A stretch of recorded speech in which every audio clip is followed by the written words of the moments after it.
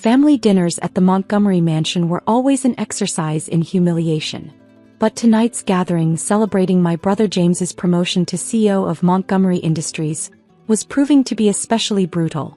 And then, James laughed, waving his crystal wine glass, little Olivia here tries to tell me her startup is disrupting the industry. Can you believe it? As if her tiny software company could compete with real businesses.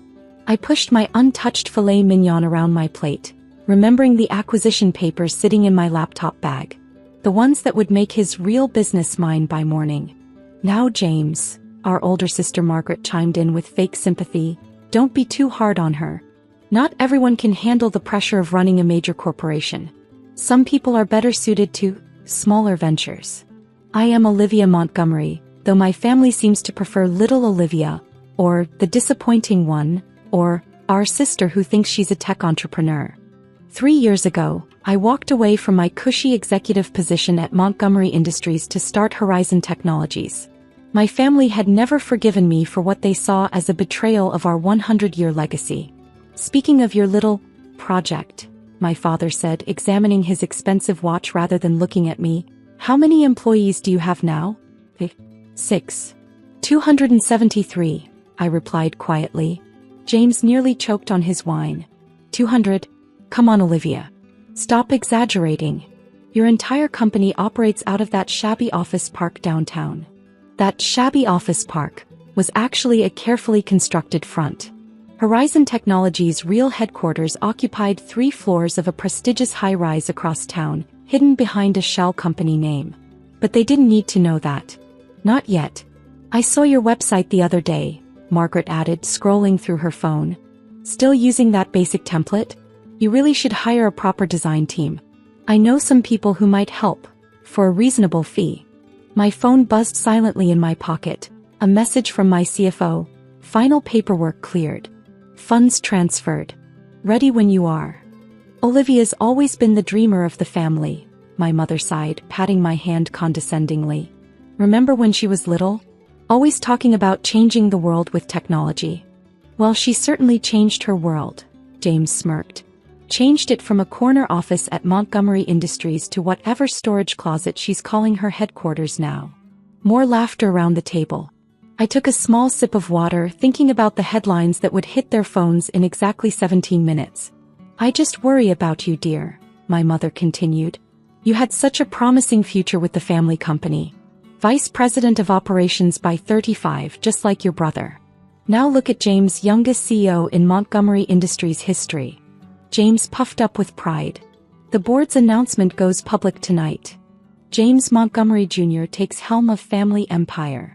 Has a nice ring to it, doesn't it? If only they knew about the other announcement scheduled for tonight. Did you at least bring in any revenue this quarter? My father asked, finally deigning to look at me. Or are you still burning through your trust fund? I thought about Horizon's last quarterly report, $380 million in revenue, with profit margins that would make Montgomery Industries board members weep. But those numbers were carefully hidden behind private company protections and non-disclosure agreements. We're doing fine, I said simply. Fine. James laughed. Montgomery Industries did $50 million last quarter. That's what real success looks like, little sister. Not some pathetic startup playing at being a real company. My phone buzzed again. My assistant this time. Press release scheduled for 8:15 p.m. All major financial news outlets confirmed. I checked my watch. 12 minutes. You know, Margaret said, reaching for the expensive Bordeaux. There's still time to come back to the family business. I'm sure James could find you a suitable position. Something appropriate for your skills. Thank you, but I'm happy where I am. Happy? James scoffed. Running some tiny software shop while the rest of us operate in the real business world? Your entire company probably doesn't even make what I spend on lunch accounts. I smiled slightly, remembering the board meeting where we'd reviewed Montgomery Industries' financials. Their impressive numbers had sealed their fate. They were vulnerable, overextended, and perfect for a takeover. Speaking of business, my father turned to James. Have you heard anything about those rumors? The ones about a tech company looking to acquire firms in our sector. James waved his hand dismissively. Probably just market speculation. No tech company has the resources to acquire Montgomery Industries. We're too big, too established. My phone buzzed one final time. My legal team, acquisition complete. Ownership transferred. Congratulations on your new company. 8 minutes. I just don't understand, my mother sighed. Why you insist on this startup fantasy when you could be part of something real? Something significant. Your little tech experiment is pathetic, James declared, raising his glass. A real Montgomery builds on the family legacy, not whatever this is. I checked my watch again. 5 minutes until their phones would light up with the news that their precious family legacy had just been acquired by my pathetic startup. More wine, little sister? James asked mockingly. Or is that too expensive for a startup founder's budget? 4 minutes. You know what's really pathetic? Margaret added. Pretending your tiny company matters in the real business world. It's embarrassing, honestly. 3 minutes. My father lifted his glass. To James Montgomery Jr., new CEO of Montgomery Industries. Now this is what real success looks like. 2 minutes. I picked up my water glass, watching them all toast to their imagined superiority. In exactly 120 seconds, their worlds would shatter. And I would be right here at their celebration dinner watching it happen. The first phone buzzed at exactly 8:15 p.m. Then another. And another. Around the table, screens lit up with breaking news notifications, interrupting their self-congratulatory celebration. James reached for his phone first, his face turning an interesting shade of white as he read the headline. Breaking. Horizon Technologies acquires Montgomery Industries in surprise $2.8 billion takeover. What? He whispered, his wine glass freezing halfway to his mouth. This has to be a mistake. Margaret grabbed her own phone, manicured fingers trembling. No. This isn't possible. More headlines flashed across their screens. Tech startup Horizon Technologies makes power move in industry-shaking acquisition.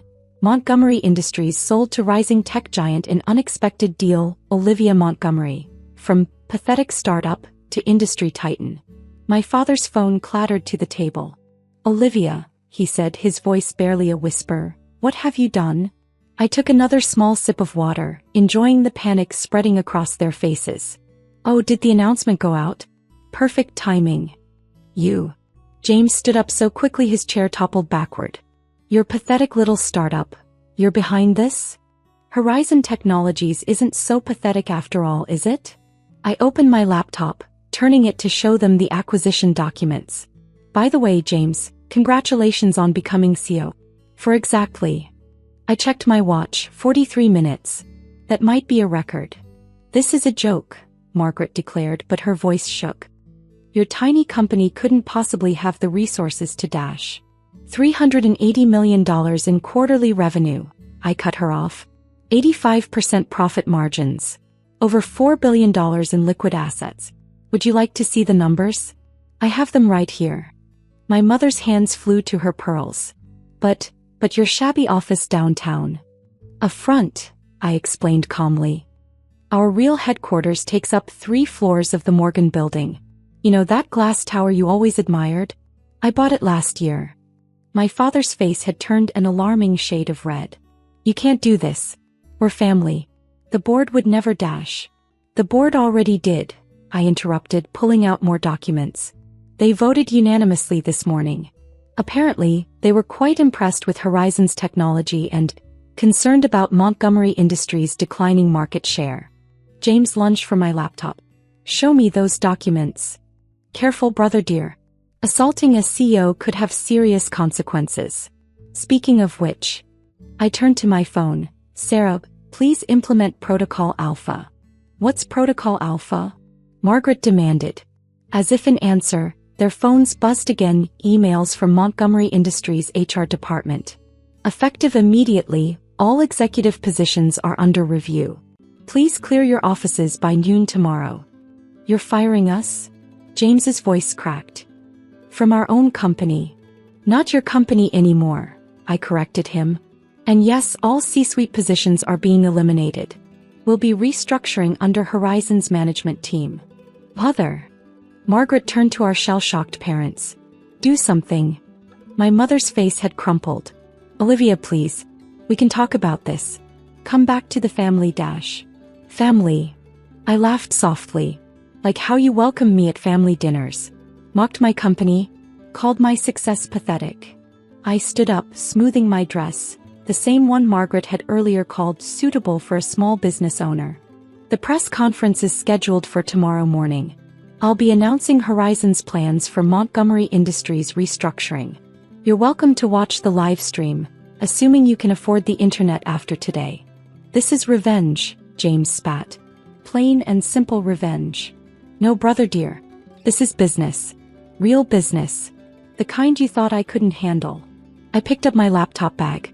By the way, that corner office you're so proud of? I'll be using that as a storage room. My father finally found his voice. You've destroyed this family. No, father. I built something bigger than this family. Something real. Something significant. I quoted his earlier words back to him. Isn't that what you always wanted? More phones buzzed, financial news alerts showing Montgomery Industries stock soaring on news of the acquisition. My acquisition. One more thing. I paused at the dining room door. That shabby office park you all laughed at? I bought that too. Might use it for junior employee parking. The chaos behind me was spectacular. James was frantically calling his lawyers. Margaret was crying into her wine glass. My mother had collapsed into her chair, pearls clutched so tightly they might snap. My phone buzzed one last time, a message from my assistant. Cars ready out front, Ms. Montgomery. Would you like me to send a cleaning crew for your new corner office? I looked back at my family's shattered celebration. At James's CEO announcement speech cards scattered across the table. At Margaret's phone still buzzing with headlines about her little sister's triumph. No need for cleaning yet, I replied. Let them pack up their own pathetic legacy.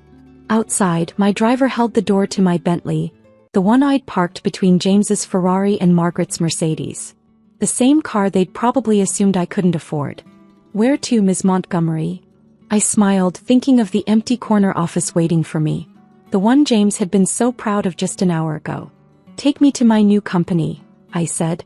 The real one. As we pulled away, I could see them through the dining room window, the mighty Montgomery family, brought down by the pathetic startup they'd never taken seriously. Tomorrow they'd wake up to find their kingdom gone, their titles stripped, their legacy now just a subsidiary of Horizon Technologies. Sometimes success isn't about proving others wrong. Sometimes it's about letting them mock you right up until the moment their phones buzz with the news that changes everything. And sometimes the sweetest victory is served at a family dinner, right between the filet mignon and their shattered dreams. My phone buzzed one final time, an email from James. We can fix this. Come back to the family. Please. I deleted it without reading further. They'd never understood that I hadn't left the family business. I just built a better one,